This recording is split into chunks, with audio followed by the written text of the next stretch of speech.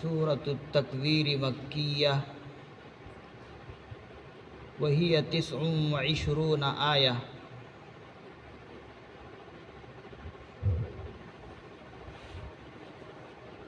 یہ سورہ تکویر ہے جو مکے میں نازل ہوئی۔ اس سورہ میں 29 آیتیں ہیں۔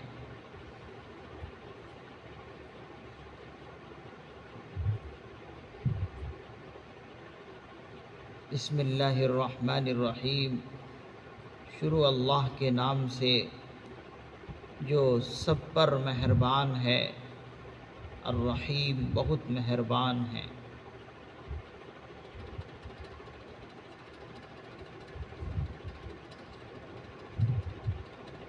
اذا الشمس کورت، جب آفتاب بے نور ہو جائے گا۔ وَإِذَا النُّجُومُ انْكَدَرَتْ، اور جب ستارے ٹوٹ ٹوٹ کر گریں گے۔ وَإِذَا الْجِبَالُ سُيِّرَتْ، اور جب پہاڑ چلا دیے جائیں گے۔ وَإِذَا الْعِشَارُ عُطِّلَتْ، اور جب 10 مہینے کی گابن اونٹنیاں چھٹی پھریں گی۔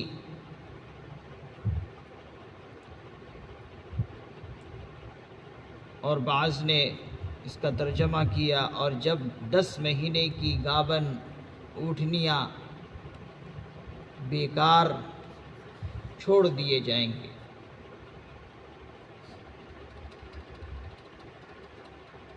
یہ سورہ تکویر ہے جو قرآن کریم کی ترتیب میں 81 نمبر پر آتی ہے، 81 نمبر پر۔ اللہ رب العزت اس سورہ کی 5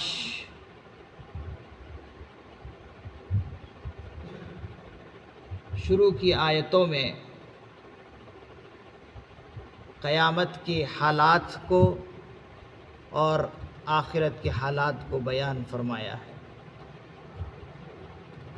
کہ جب قیامت آئے گی اس وقت دنیا کی حالت کیا ہوگی، اس کا ذکر اللہ رب العزت فرما رہے ہیں۔ اذا الشمس کورت، کہ جب آفتاب بے نور ہو جائے گا۔ بعض نے فرمایا اس کا ترجمہ جب آفتاب لپیٹ دیے جائیں گے۔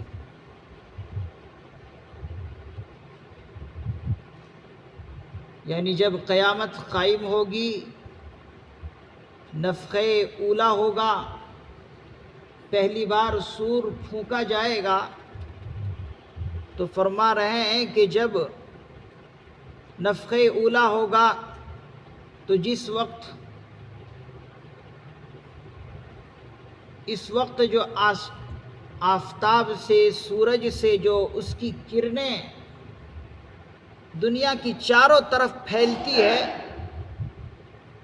فرما رہے ہیں کہ تمام کی تمام کرنوں کو بالکل اللہ رب العزت بے نور کر دیں گے۔ پھر بے نور جب اس کی کرنوں کو کر دیں گے اور تمام کی تمام کرنوں کو لپیٹ لیں گے، تو پھر پورا سورج ہی بے نور ہو جائے۔ آج تو ہم دیکھتے ہیں کہ جب سورج کی کرنیں نکلتی ہے تو چاروں طرف روشنی ہی روشنی ہو جاتی ہے، اندھیرا پن ختم ہو جاتا ہے۔ لیکن اس وقت اللہ رب العزت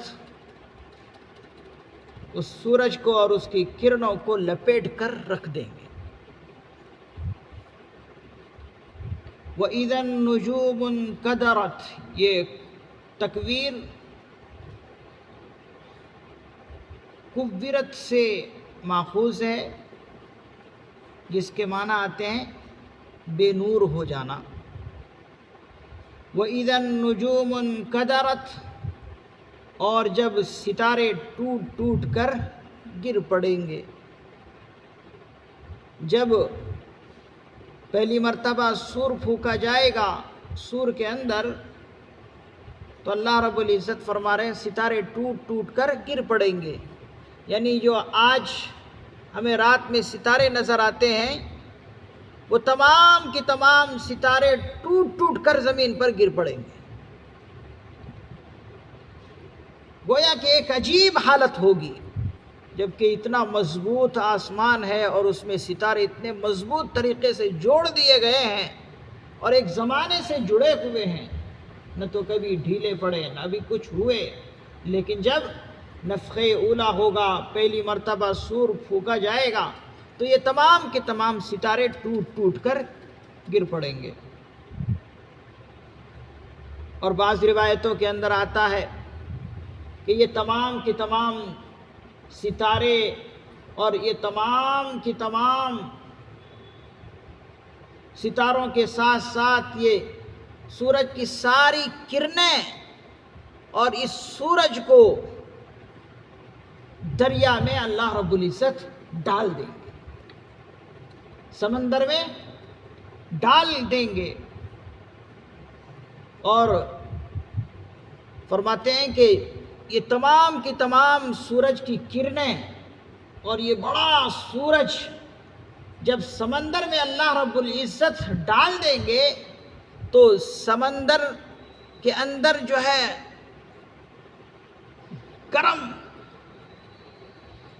سمندر گرم ہو جائے گا. اور بعض نے فرمایا کہ سمندر کا پانی بھی ایسے ہی بعض مرتبہ جو ہے گرم ہوتا ہے. تو وہ تمام کے تمام سورج کی کرنیں اور یہ بڑا سورج اور یہ تمام کے تمام ستارے جب سمندر میں اللہ رب العزت ڈال دیں گے، تو دھواں بن کر جو ہے وہ آگ بن جائے گا. اور پھر مفسرین نظام نے فرمایا ہو سکتا ہے یہی آگ ان کافروں کے لیے جہنم کا آگ بن جائے. تو روایتوں کے اندر اس طرح ہے کہ سورج کو اور اس کی کرنوں کو اور تمام ستاروں کو اللہ رب العزت سمندر میں ڈال دیں گے، جس کی وجہ سے سمندر کا وہ پانی آگ بن جائے گا. پھر یہی آگ جہنم کو عذاب کے لیے دیا جائے گا. وَإِذَا الْجِبَالُ سُيِّرَتْ، اور جب پہاڑ چلا دیے جائیں گے، یعنی پہاڑ جو ہے یہ روئی کی گالوں کی طرح اڑتے پھریں گے. پہاڑ اتنا مضبوط اور مستحکم ہونے کے باوجود نفخ اولا میں یہ پہاڑ اڑتے پھریں گے، روئی کی گالوں کی طرح، ریت کی طرح. یہ پہاڑ مضبوط ہونے کے باوجود اڑتے پھریں گے، یعنی اپنی جگہ پر یہ پہاڑ نہیں رہیں گے بلکہ ریزہ ریزہ ہو کر اڑتے پھریں گے. وَإِذَا الْعِشَارُ عُطِّلَتْ، اور جب 10 مہینے کی گابن اونٹنیاں چھٹی پھریں گی، بیکار چھوڑ دیے جائیں گے. اللہ رب العزت نے 10 مہینے کی گابن اونٹنی کا جو ذکر کیا ہے، وہ اس لیے ذکر کیا کہ عرب کے اندر ایسے بھی اونٹ اور اونٹنیاں بہت بڑی دولت سمجھی جاتی ہے، بہت قیمتی مال سمجھا جاتا ہے اونٹ اور اونٹنیوں کو. اور جب کوئی اونٹنی 10 ماہ کی گابن ہو، حاملہ ہو، تو فرماتے ہیں مفسرین نظام اور زیادہ اس اونٹنی کی قیمت بڑھ جاتی ہے. کیوں؟ اس لیے کہ اس وقت عرب کے لوگوں کو اس اونٹنی کے بچے کا بھی انتظار ہے اور دودھ کا بھی انتظار ہے، کہ جب یہ اونٹنی حاملہ ہو گئی ہے، وہ بھی 10 مہینے کی حاملہ ہے، اب اس سے جو ہے ہمیں بچہ بھی ملے گا اور یہ دودھ بھی اس سے ملیں گے جو ہم سیراب ہوں گے۔ تو فرماتے ہیں کہ اس طرح اس 10 مہینے کی گابن اونٹنیوں سے چمٹ جاتے ہیں جس طریقے سے دم اونٹنی کے ساتھ چمٹے ہوتے ہیں، اس طرح سے جو ہے اور زیادہ اس اونٹنی کی آہو بھگت کرتے ہیں، یعنی اس کا پورا خیال رکھتے ہیں۔ تو 10 مہینے کی گابن اونٹنی کی قیمت اور بڑھ جاتی ہے، تو اس لیے اللہ رب العزت نے عرب کے لوگوں کی مزاج کے مطابق 10 مہینے کی گابن اونٹنیوں کا ذکر کیا اور فرمایا کہ اتنی قیمتی ہونے کے باوجود وہ اونٹنی جب نفخہ اولا ہوگا ان کو ہوش بھی نہیں آئے گا کہ میرے پاس 10 مہینے کی گابن اونٹنی ہے، یعنی اس کی طرف کچھ بھی توجہ ہی نہیں دیں گے، یعنی انسان کے ہوش اڑ جائیں گے جب قیامت کے لیے پہلی مرتبہ سور پھونکیں گے۔ جبکہ اسی اونٹنی سے لوگ چمٹ جایا کرتے تھے، اس لیے کہ اس کو دودھ بھی ملنے والا ہے، اس اونٹنی کے بچے کا بھی انتظار ہے، لیکن جب قیامت آ جائے گی وہ اس کو بھی، یعنی اتنی قیمتی مال کو بھی انسان بھول جائے گا۔ اس لیے اللہ رب العزت نے وَإِذَا الْعِشَارُ عُطِّلَتْ کا ذکر کیا، یعنی 10 مہینے کی گابن اونٹنی۔ وَإِذَا الْوُحُوشُ حُشِرَتْ، اور جب وحشی جانور مارے گھبراہٹ کے سب جمع کر دیے جائیں گے۔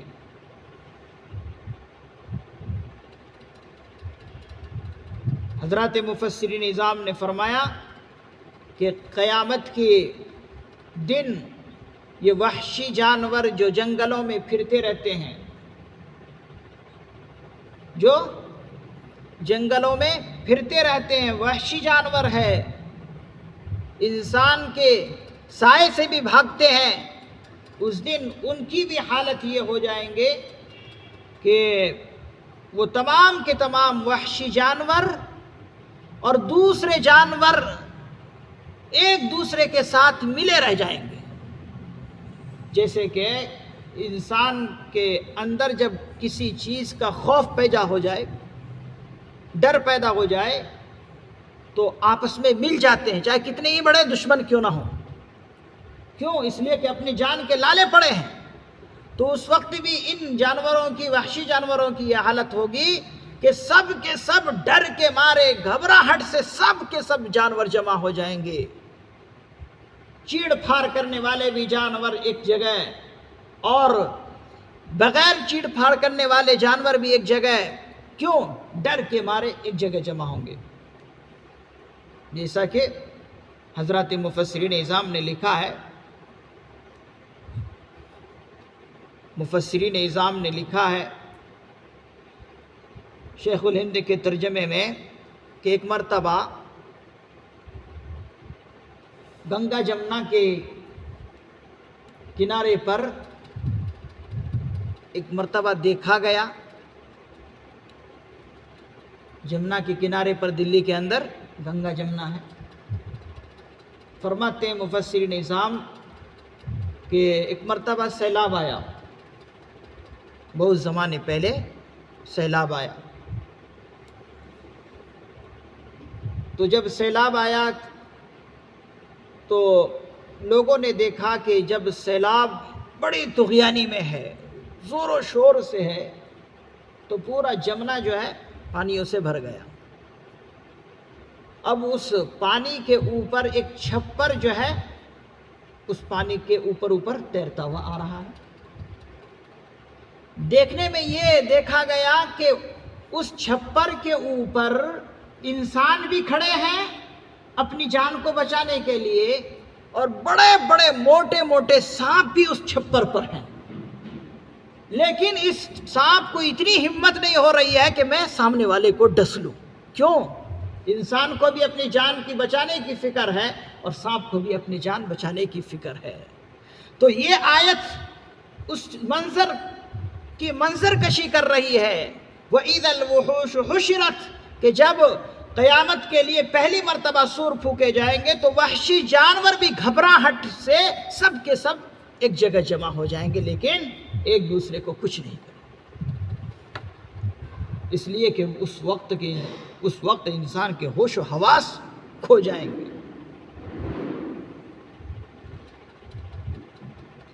تو یہ 5-6 آیتیں اللہ رب العزت نے نفخ اولیٰ کے موقع پر انسان کی حالت اور دنیا کی حالت کیا ہوگی اس کا ذکر سورہ تکویر کی ان 6 آیتوں میں اللہ رب العزت نے کیا۔ اب اللہ رب العزت آگے فرما رہے ہیں وَإِذَا الْبِحَارُ سُجِّرَتْ وَإِذَا النُّفُوسُ زُوِّجَتْ، اور جب دریا بھڑکا دیے جائیں گے، جب دریا بھڑکا دیے جائیں گے۔ اس میں اللہ رب العزت ارشاد یہ فرما رہے ہیں کہ یہ جو سمندر ہے، دریا ہے، یہ اس وقت یہ بھی نفخ اولیٰ کی وقت جو ہے اس کی حالت ہوگی دریا کی بھی۔ جب دریا بھڑکا دیے جائیں گے کا مطلب یہ ہے کہ جب پہلی مرتبہ سور پھونکے جائیں گے تو شور دریا اور اسی طریقے سے میٹھا دریا، یعنی سمندر اور دریا دونوں کے دونوں ملا دیے جائیں گے۔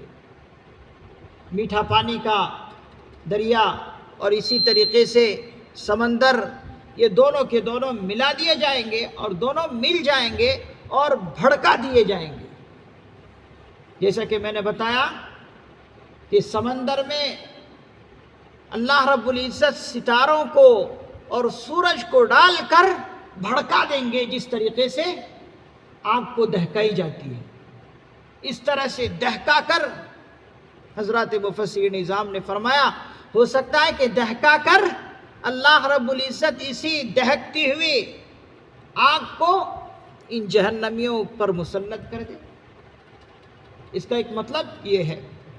اور بعض مفسرین نظام نے فرمایا جب سورج اور تمام کے تمام یہ ستارے ڈال دیے جائیں گے سمندر میں، ہو سکتا ہے کہ اس کے گرماہٹ کی وجہ سے سارا کا سارا سمندر کا پانی خشک ہو جائے، یہ بھی مراد حضرات مفسرین نظام نے لیے۔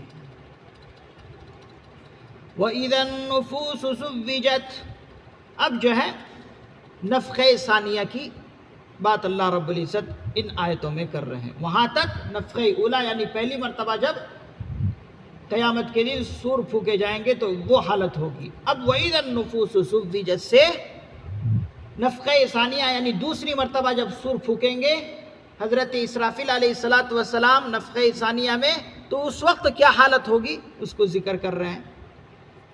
اور جب ایک ایک قسم کے لوگ اکٹھے کیے جائیں گے، جب ایک ایک جوڑے الگ الگ کر دیے جائیں گے، یہ نفخ ثانیہ کی بات ہے۔ جب دوسری مرتبہ سور پھونکیں گے تو ایک ایک جوڑے اللہ رب العزت الگ الگ کر دیں گے، مطلب یعنی ایمان والے ایمان والوں کی جماعت میں، کافر والوں کی جماعت میں، یعنی مومنوں کی جماعت الگ، کافروں کی جماعت الگ الگ اللہ رب العزت کر دیں گے، یعنی گروہ در گروہ اللہ رب العزت کر دیں گے۔ اور اسی طریقے سے جو نیک اعمال کرنے والے ہیں نیک اعمال کرنے والوں کے ساتھ ملا دیے جائیں گے، اور جو بد عمل کرنے والے ہیں بد عمل کرنے والوں کے ساتھ ملا دیے جائیں گے۔ زنا کرنے والے ہیں زنا کرنے والوں کے ساتھ الگ جماعت کر دی جائیں گی، اور اسی طریقے سے ڈاکو ہے چور ہے ان کی جماعت الگ کر دیں گے اللہ رب العزت۔ اس طرح سے جو ہے اللہ رب العزت ہر ایک کی جماعت الگ الگ کر دیں گے۔ تو یہی اس کا مطلب ہے وَإِذَا النُّفُوسُ زُوِّجَتْ، جب ایک ایک قسم کے لوگ اکٹھے کر کے الگ الگ کر دیے جائیں گے، سب کی جماعت الگ الگ ہو جائے گی، مومن کی جماعت الگ، کافر کی جماعت الگ، چور اور ڈاکو کی جماعت الگ، زانیوں کی جماعت الگ، اور اسی طریقے سے علماء کی جماعت بھی الگ۔ جس نے اللہ کے دین کے لیے کام کیا اور نبی کے وارث بنے، ان کو بھی اللہ رب العزت الگ جماعت کر دیں گے۔ وَإِذَا الْمَوْءُودَةُ سُئِلَتْ، اور جب زندہ گاڑی ہوئی لڑکی کو جو دفن کر دیا گیا ہے، سئلت، ان سے پوچھا جائے گا۔ اور جب زندہ گاڑی ہوئی لڑکی کو دفن کر دیا گیا ہے، گاڑ دیا گیا ہے، ان سے پوچھا جائے گا، سئلت بِأَيِّ ذَنبٍ قُتِلَتْ، کہ وہ کس گناہ پر، کس جرم پر قتل کی گئی ہے۔ اللہ رب العزت ان بچیوں سے بھی پوچھیں گے جن کو زندہ زمین میں لوگ گاڑ دیا کرتے تھے، ان سے پوچھیں گے کہ اے بچی، اے اللہ کی بندی، تجھے کس جرم پر تجھے لوگوں نے زمین میں گاڑ دیا تھا؟ مفسرین اعظام نے فرمایا کہ یہ پوچھنا، یہ سوال کرنا اس غرض سے ہوگا کہ یہ ظالم جو ہے سامنے آئے، اس غرض سے اس بچی سے پوچھا جائے گا۔ اس آیت کی تفسیر میں حضرات مفسرین کرام نے فرمایا کہ عرب کے اندر ایک رسم تھی کہ بہت بری رسم، کہ عورتوں کو منحوس سمجھا کرتے تھے، لوگ عورتوں کو منحوس سمجھتے تھے۔ اور اسی طریقے سے عرب کے اندر جب کسی کے یہاں بچی پیدا ہوتی، لڑکی پیدا ہوتی، تو کچھ لوگ تو منحوس سمجھنے کی وجہ سے ان کو زمین میں گاڑ دیتے تھے، اور کچھ لوگ ایسے تھے کہ خرچ کی تنگی کی وجہ سے، اخراجات کی وجہ سے، معاشی تنگی کی وجہ سے لوگ زمین میں گاڑ دیتے تھے کہ اب یہ لڑکی پیدا ہو گئی ہے، اب اس کو کیسے کھلائیں گے، کیسے پلائیں گے، یعنی تنگی معاش کی وجہ سے کچھ لوگ زمین میں اس بچی کو ظالمانہ طور پر، وحشیانہ طور پر گاڑ دیتے تھے۔ کچھ لوگ تو ایسے تھے، اور کچھ لوگ اس لیے گاڑ دیتے تھے زمین میں کہ اب یہ بچی ہمارے یہاں پیدا ہو گئی ہے، کل اس کو شادی دلانا پڑے گا، اس کی شادی کرنی پڑیں گی، اب پھر شادی کرنے کے بعد ہمارے گھر میں داماد آئے گا۔ اور عرب کے لوگ داماد ہونے کو اچھا نہیں سمجھتے کہ ہم اس بچی کو بلائیں گے، پھر ہمارے داماد بنیں گے، اور اسی طریقے سے شادی کے اخراجات ہیں، یہ تمام کی تمام چیزوں کی وجہ سے کچھ لوگ زمین میں دفن کر دیا کرتے تھے۔ تو ظالمانہ طور پر جو بچیاں دفن کر دی گئی تھی، کل قیامت کے دن ان سے پوچھا جائے گا کہ بتاؤ تمہیں کس جرم کی وجہ سے ان کم بختوں نے، بد نصیبوں نے تمہیں اس موت کے گھاٹ اتارا تھا، موت کے گھاٹ اتارا تھا، بتاؤ کس جرم کی وجہ سے؟ تو مفسرین اعظام نے فرمایا کہ اس غرض سے اس بچی سے پوچھا جائے گا۔ اب بعض مفسرین اعظام نے اس پر اعتراض کیا اور پھر اس اعتراض کا جواب دیا کہ قیامت کے دن تو ہر ایک سے ہر ایک چیز کے بارے میں سوال کیا جائے گا نا، قیامت کے دن ہر ایک سے ہر ایک چیز کے بارے میں سوال کیا جائے گا، تو پھر یہاں پر خاص طور پر اللہ رب العزت نے اس بچی سے اور اس بندی سے خاص طور پر یہ سوال کیوں کریں گے؟ ایک اعتراض حضرات مفسرین اعظام نے کیا ہے، پھر اس کا جواب دیا۔ اس کا جواب یہ دیا کہ ایک بچی ہے، بالکل معصوم بچی ہے، اللہ رب العزت اس بچی سے سوال اس لیے کریں گے کہ کل قیامت کے دن ہر ایک کو ہر ایک کا حساب دینا ہے۔ کسی نے کسی پر ظلم کیا ہے تو وہ ظلم اس ظلم کے پاداش میں ان کو سزا ملیں گے، اور ہر ایک جو ہے گواہ بھی لے کر آئیں گے۔ تو اس بچی کے پاس کوئی گواہ نہیں ہوں گے کل قیامت کے دن، اس بچی کے پاس کوئی گواہ نہیں ہوں گے، اس لیے کہ یہ معصوم بچی ہے، یہ کیا جانتی ہے؟ اس کو ہوش و حواس ابھی اس بچی کو نہیں ہے، اور بچپنے میں ان کے ماں باپ نے وحشیانہ طور پر ان کو زمین میں گاڑ دیا گیا، تو یہ تو نادان بچی ہے، اب اس کے کوئی گواہ نہیں ہوں گے، تو اللہ رب العزت یہ سوال پوچھ کر لوگوں کے سامنے یہ بتائیں گے کہ بتاؤ اس بچی پر ظلم کرنے والے تم میں سے کون ہے؟ تو گواہ گویا کہ اللہ رب العزت بن کر اور ان کے مظالم کو اللہ رب العزت ظاہر کرنا چاہیں گے کہ کون کون اس ظلم کے اندر ملوث ہے، وہ ظاہر ہو، اس لیے اللہ رب العزت نے خصوصی طور پر اس بچے سے کل قیامت کے دن سوال کریں گے، پوچھیں گے۔ تو اس کا جواب حضرات مفسرین نظام نے اس طرح دیا، وَإِذَا الصُّحُفُ نُشِرَتْ، اور جب نام اعمال کھول دیے جائیں گے، یہ نفخہ ثانیہ میں یعنی دوسری مرتبہ جب سور پھونکا جائے گا تو اللہ رب العزت ہر ایک کے نام اعمال کھول دیں گے، یعنی ہر ایک کے نام اعمال ہر انسان کے سامنے ہوگا، ہر کوئی اپنی پوری زندگی کی لسٹ، پوری زندگی کی اس کی فلم اس کے سامنے ہوگی، پوری طرح وہ اپنی آنکھوں سے دیکھ لے گا کہ میں نے کیا کیا ہے۔ پھر اس کے بعد اللہ رب العزت آسمان کے بارے میں بتائیں گے، جس طریقے سے ہم نے نام اعمال کو کھولا ہے اسی طریقے سے اللہ رب العزت آسمان کی کیا حالت ہوگی نفخہ ثانیہ میں دوسری مرتبہ سور پھونکنے میں، اس کو اللہ رب العزت اگلی آیتوں میں بیان کریں گے۔